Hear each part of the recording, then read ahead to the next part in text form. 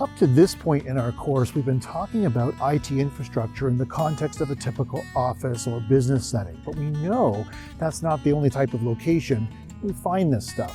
We have it at home, we see it in school every day, and I recently had a unique opportunity to visit a very different type of business location, one with a totally different mission than you might be used to, but all the same gear, all the same cabling and routers and switches and other infrastructure. It was a pretty interesting visit, and I thought you might want to check it out with me, so why don't we have a quick look?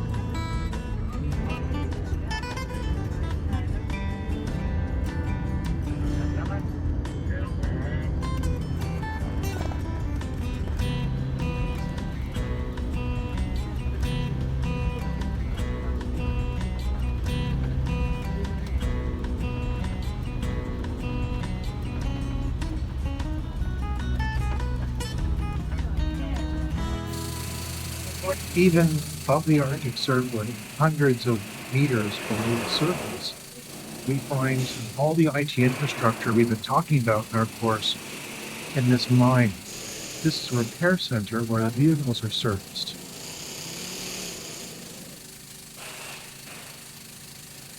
All of this equipment needs to be monitored and managed, and it's supplied by fiber optic and coaxial connections, as you can see. There are security cameras and monitoring equipment and pumping stations that all require IT infrastructure that's connected via wireless and wired networks. The stuff we're learning in class has applications beyond simply office buildings, but also to more industrial and commercial locations like this. As we made our way through the mine, at about the 850 meter deep level, we ran across an IT worker who was laying a new run of fiber optic cable, and I asked her why she was choosing fiber optics for this application. She told me it wasn't a concern about throughput or bandwidth, because the equipment didn't have specific concerns there. It was more about interference. It seems that some of the newer mine equipment was causing a fair amount of electromagnetic interference in the lines, and it was decided that they would have to replace some critical lines with fiber optic runs in order to avoid that interference. That's not a concern that you might have in a typical office building, but it's definitely something that you run across in an industrial setting more often than you might think. She also mentioned that one of her next projects was to find and build out a location for either a wiring closet or a telecommunications cabinet for the purposes of terminating some of these links, because some of them were needed for expanding their wireless network, including a 3G cellular network so that miners could use their cell phones below ground. Well, you may think that putting in a repeater station for cell phone providers is an unusual task. In fact, many office buildings find themselves in the same position, and for staff safety and convenience, they will partner with cell phone provider to put a repeater on site as well. So as you can see, the network infrastructure components we've been looking at so far in our course can not only be found in a typical office building, but can also be found a kilometer below ground above the Arctic Circle in a gold mine in northern Finland. This was a very unique opportunity for me to take a look at a very different type of setting, and it was very eye-opening to see all the same concerns that I've dealt with throughout my career represented in such a different location. The type of network cabling that was selected was very deliberate. The types of infrastructure components were very standard.